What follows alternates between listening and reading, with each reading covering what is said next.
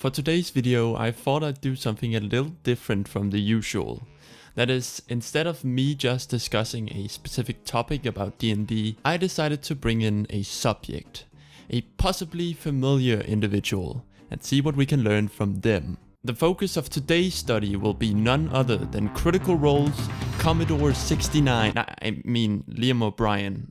I don't know why I said that. Personally, I've watched episodes 1 through 45 of Campaign 3, which, if you didn't know, is about 180 hours of these 8 nerdy-ass voice actors sitting around and playing Dungeons and Dragons. Which, don't get me wrong, is nowhere near the total amount that's out there. However, I still believe it's a sufficient enough pool of data to take away some insights from these lovely people. Insights that we as fellow players of D&D and the like can use to better ourselves and have more fun at the table. Now, like I said, the star of this video will be Liam O'Brien, as I personally think he's a fantastic example of a great player.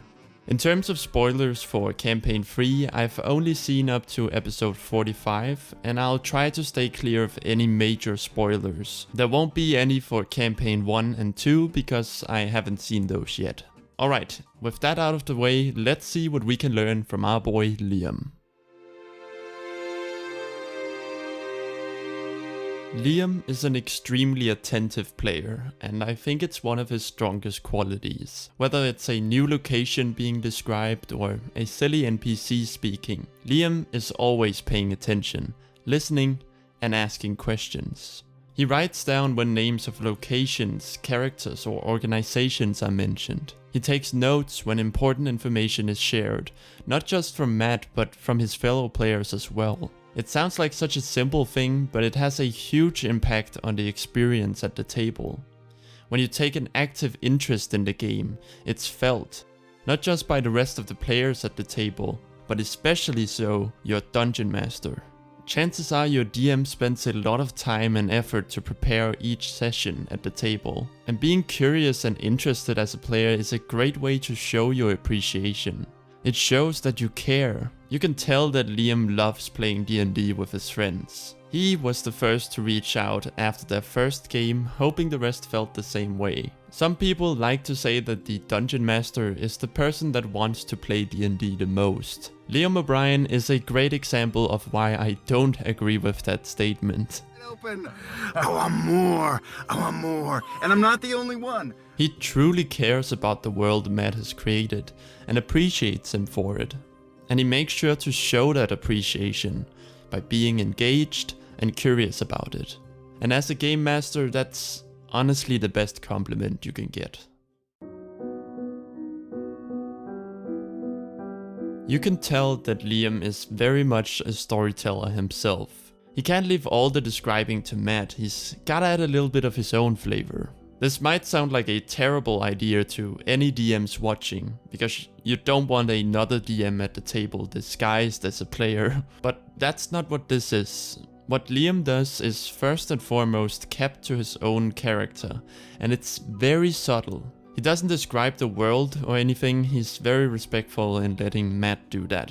Instead, he adds in these very brief moments with just a tiny bit of description, showing what his character Orem is doing or how he's feeling. I'm gonna toss something in. So after all that morning conversation, Orem, before it gets too late in the day, wanders to the prow of the ship, and then he's going to start to practice the Zephyr Tom, and feels the wind push him, and uses gust to counteract like he's been trained to do, and hold his balance and looking at the sun. Morning, Dad. And then just continue on. It's just these very concise but extremely flavorful moments that give you an insight into his character, and then back to the story. It's very smooth. He does this during combat as well. Okay, the boots on my feet sort of tighten around them, the leather straps tighten around his feet, and I get a running start, run about 10 feet, and then spring into the air, flipping over the sword. I can make it 10 feet into the air, and Orem is going to thrust down, swing his sword down and knock it towards the ground if he can, and I'm gonna use a goading attack. I love that because it helps visualize what's actually going on, which doesn't have to solely be your DM's job. And it's a chance to bring a bit of your character flavor into the fight. Just spice it up a little bit. A lot of the other cast members on Critical Role are great at this as well, Marisha in particular, but Liam is the only one I've seen do it often and do it really well outside of combat, and it's great. When the time comes to roll initiative, Liam is quick to have a thought out and precise plan. He knows his character's abilities and he knows how to use them effectively, meaning that when his turn comes around, it's quick and precise. The few times that his turns do take a bit longer, it's usually because something happened right before his turn, which shook up the battlefield. Even then, he's quick to adapt with something else, and he doesn't get pissed off by it either. Okay, here's what I'm gonna do. I'm gonna lay into this caster. That's the first thing I'm gonna do. All right. He just accepts it, ditches what he initially planned, and does something different. It's a fantastic way of handling combat. It's especially useful when playing a game like D&D that's already plagued by having slow-moving combat. It just helps keep the game moving.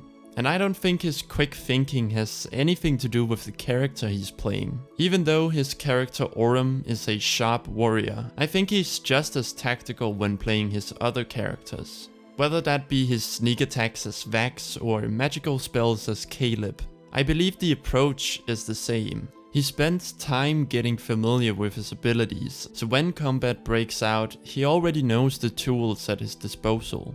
Liam is also not afraid to think outside the box, to utilize his surroundings in a creative way. I pull a rope out and go, I just bought this, and then I'm gonna run, I'm gonna spring up on the rock, and then spring up onto the drill, and then leap 10 feet in the air to get by her stinger. Tie her up, and I command the rope to tie her stinger. Ooh. Okay. The rope wraps around, the back of her tail begins to retract. You see the stinger trying to pull in, but the rope catches into its barbs and is affixed to it. Ooh. And I land down on the drill and go, so sad about this. And I drop the end into the machinery. Like a tire to grind. Suddenly, the rope begins to be pulled by the internal gears and mechanisms rapidly, and you watch as she, kind of not really noticing and caring, looks back towards the rest before, and you watch her being yanked back towards you. Yeah. This is an excellent example of creative thinking, which a lot of DMs, including Matt, love to see. It's almost always a cool thing when players try something out of the ordinary. So next time you play D&D and have a creative idea, try asking your DM if you can try it out. They might not allow it, but if they do, you have the chance to create cool moments like these. Although knowing his character's abilities well is nice, and his clever thinking makes for some really awesome moments, it's not what makes him a good player. You can do all the right things mechanically and still not be a good D&D player, if you forget your team. D&D is a team game, and it's the most fun when you play it that way. Liam knows this. That's why whenever they're in combat, he's always keeping an eye out for his fellow players. He very often uses his abilities to help in whatever way he can. Heck, even the awesome moment sacrificing the magic rope happens because he's trying to help them all escape. He's not there to show off how cool he is or how much damage he can dish out. He's there to have fun telling a story with his friends. And that is why he's a good player. So, if you take nothing else away from this video, at least remember that. With that said, I hope you have a great day or night, and may the dice roll in your favor.